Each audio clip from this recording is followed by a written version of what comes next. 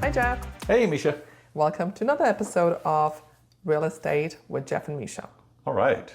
All right, so let's dive into these annual notice of assessments that were dropped into all our mailboxes this past month. Yeah, and I guess we're both in Fulton County. Yes. And so we've received these and been a big topic of conversation in Fulton County. Yes, I believe you went to a party. Yeah. And that's all you talked about. It was a big topic of conversation. Everybody was incensed because it went up so much, right? Yes, I know. So if I get a bill like this, which I did, what is the most important? What are the numbers that I'm looking at? Because they're like property ID numbers, the acreage, tax district. What am I looking at? Well, the first thing you really, and what everybody gets so mad about is the assessed or appraised value, I should say, from the county. Mm-hmm. And so it's called on the line value here, it says 100% appraised value. And so this is what the county is saying our homes are worth. Yeah. And so everybody looks at that number, and sometimes that can jump up a lot. And mm-hmm. I think what we didn't we find a couple of examples from a neighborhood in Fulton County? Yeah. And the home prices. Similar. Yep. Absolutely. Very in terms of price. Size, in terms of layout, in terms of, and the assessed value for some reason, which is very hard to find, was similar because, they go up and down based on how the tax guy is feeling that day. Yeah, okay. But it's right. But they were in the same neighborhood. And so because of that, they were very similar in value. But the thing that we're kind of examining today and going to talk about is the big difference between these two examples. One guy had a homestead exemption filed. That means they're an owner-occupant of the home.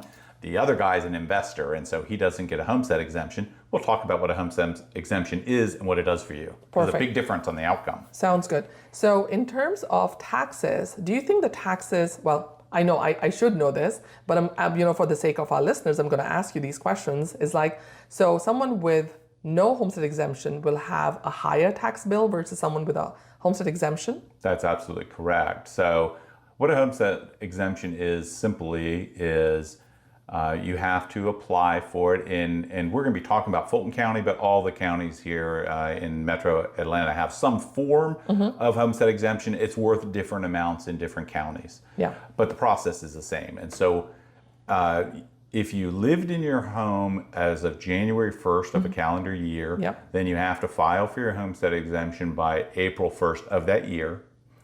There's just a few requirements. You have to be a legal Georgia resident. You can't have more than one filing, so you can't have 3 homes with a homestead exemption, just the one you're living in. And you need to have your car registered to that address. Then you qualify for this. And so what you need to do is just one time you have to register with the county and give them notification that this is your homestead, for instance. Perfect. And then from that time on, as long as you don't change the title of your house, like I put it in a trust or take a person off, you will keep that. You only have to file it one time. And it's free to file. Very easy thing to do. Fantastic. Yeah.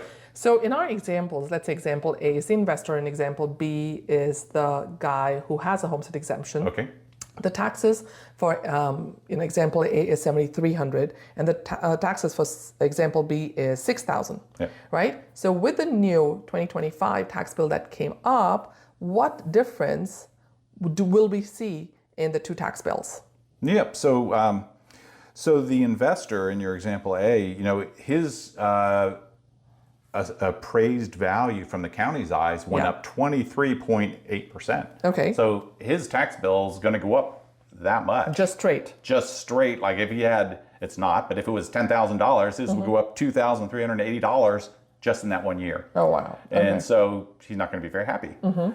The homeowner, your example B, who has the homestead exemption filed, the nice thing about them, his value went up almost 20.2%. So almost the same. The other guy was 23. This is 20. That's just variations. That's not because of the homestead exemption. But the nice thing is his tax bill doesn't go up 20%. There is a feature of the homestead exemption, which is called the floating homestead exemption. And that law says that a resident who has that exemption in place, his tax bill can't go up more than 3% or CPI, whichever is lower in a given year. CPI stands for Consumer Price Index. Yeah. So even though his assessed value, appraised value went up 20%, his taxes are he's going to be paying taxes only on an increased amount of 3.4%. Okay. Now, why is that bigger than 3% when the law says, that's the max? That I'm going to find out when I go down there Okay. myself. But anyway, it's basically 3%. Yeah. So ceteris paribus, that's a word Yeah. that I know in economics, all things remaining the same. If we were to continue with the same example, this guy who was the investor would double his taxes in about 5 years, right? 20%, 20%, or Well, maybe even in 4 years. Yeah, well, would we don't double know his whether it'll go up taxes. every year because Yeah. sometimes it doesn't go up much. Yeah. But we can just look. I guess this guy's tax bill was like $7,200, Yeah. and if it goes up 20% on 7,000, that's almost $1,500. But 20%, So- 23% Yeah, so every his year. bill is going to be going up $1,500 in this year, and so it's going to be getting close to $9,000. Mm-hmm. Now the other one example we have, it was at $6,000, but it's only going to go up 3%. Okay. So that's going to go up like $200 in that year. Perfect. Much better. So Yeah, the one guy exactly. gets a $1,500 increase because he does not have a homestead exemption. The other person is protected and is only going to have a $200 So in increase. 5 years, the example B, the taxes might go up 15%, all Yeah. things remaining Yep, the same. yep. And example A with the investor, gosh. you double his taxes in might. 5 years. Yeah. He has no protection. He's just at the mercy of what the market is doing. Yeah. We have another feature though that, or not, it's not a feature. We have another problem with our county that we can't do anything about.